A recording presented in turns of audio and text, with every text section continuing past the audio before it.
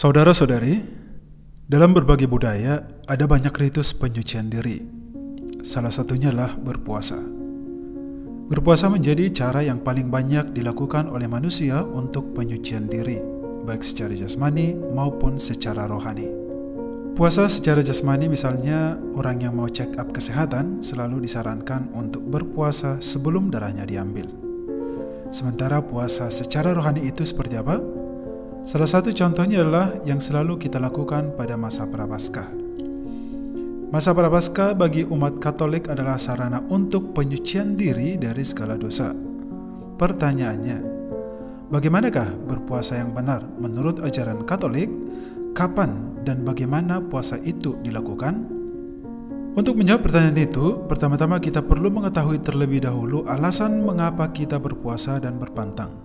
Bagi orang Katolik, puasa dan pantang adalah tanda pertobatan, tanda penyangkalan diri, dan tanda kita mempersatukan pengorbanan kita dengan pengorbanan Kristus di kayu salib. Puasa dan pantang itu juga sebagai silih atas dosa-dosa kita dan untuk mendoakan keselamatan dunia. Jadi, pantang dan puasa bagi kita orang Katolik adalah latihan rohani yang mendekatkan diri kita pada Tuhan dan sesama, dan bukan untuk hal lain seperti diet atau supaya kurus, supaya hemat, dan lain-lain. Tidak seperti itu.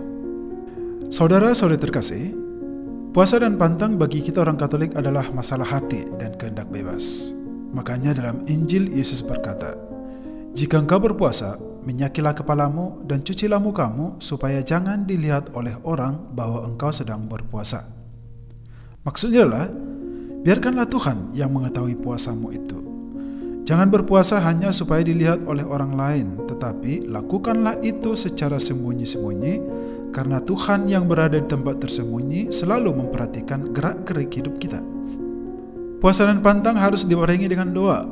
Berdoa memang menjadi salah satu kebutuhan rohani kita. Sebenarnya kita tidak hanya berdoa pada masa Prapaskah saja, setiap saat kita bisa berdoa. Tetapi pada masa Prapaskah ini, kita disarankan untuk semakin memperkuat intensitas doa kita.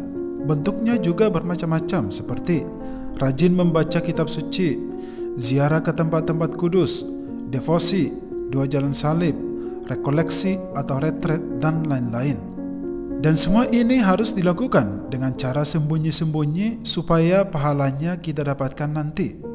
Makanya Yesus berkata, "Jika kamu berdoa, masuklah ke dalam kamarmu, tutuplah pintu, dan berdoalah kepada Bapamu yang berada di tempat tersembunyi, dan dari tempat tersembunyi itu Dia akan mengabulkan doamu."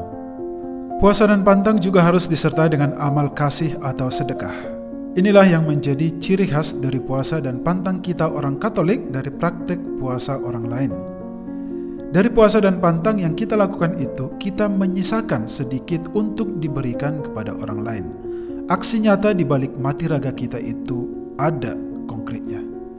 Nah, sama seperti pantang, puasa, dan doa kita lakukan secara sembunyi-sembunyi, demikian juga dengan memberikan amal kasih atau sedekah itu kepada orang lain, hendaknya kita lakukan secara sembunyi-sembunyi juga.